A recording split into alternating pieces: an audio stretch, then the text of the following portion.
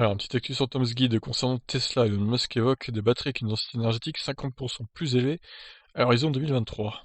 PDG de Tesla, Elon Musk, a déclaré que le constructeur automobile américain de voitures électriques pourrait être en mesure de produire en masse des batteries avec une plus longue durée de vie et une densité énergétique 50% plus élevée d'ici 3 à 4 ans. Ce tweet arrive au même moment qu'une page sur le site de Tesla qui donne davantage d'informations sur le Battery Day prévu pour le 22 septembre.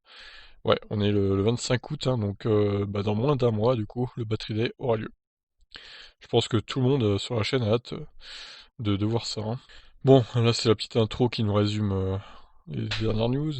Selon le tweet d'Elon Musk, les batteries de 400 Wh par kilogramme avec un cycle de vie élevé, produites en volume, pas seulement en laboratoire, ne sont pas loin, probablement d'ici 3 à 4 ans.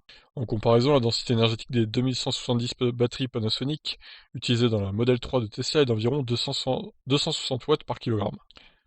C'est vrai que c'est une sacrée différence. Cela signifierait que cette technologie permettrait un bond de 50% par rapport à la densité énergétique actuelle, ce qui est essentiel pour obtenir une plus grande autonomie ou réduire le poids du véhicule. Il est bien connu que Musk aimerait bien développer une technologie de batterie qui pourrait équiper des avions électriques, et c'est exactement ce que cette nouvelle batterie pourrait permettre. On espère également que cette nouvelle batterie réduiront l'usure que provoquent les superchargeurs. Alors, au dernier paragraphe, Tesla a choisi une image de fond très intéressante pour l'annonce du Battery Day. En effet, on peut voir sur l'image ce qui ressemble à des nanophiles, nanowires. Il s'agit d'une technologie permettant de rendre les batteries plus denses en énergie en augmentant la surface de l'électrode, ce qui signifie qu'une batterie plus légère peut contenir encore plus de charge. Tiens, calculons la densité que ça pourrait faire sur les modèles 3 actuels. 75 par 1,5, ça ferait une batterie de 112 kWh pour la Model 3 long range.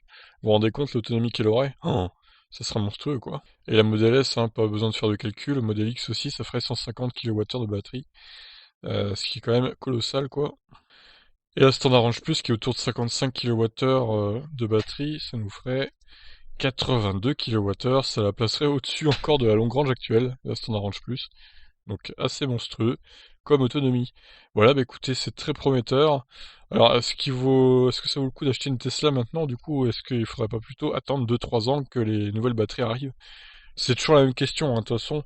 Est-ce qu'il faut attendre, c'est comme les smartphones, est-ce qu'il faut attendre la prochaine génération de smartphones ou acheter maintenant? Le problème, c'est que si on attend, bah, on se retrouve sans voiture électrique pendant 2-3 ans et on dépense encore de l'essence, etc. Voilà, donc je vous laisse réagir. Qu'en pensez-vous?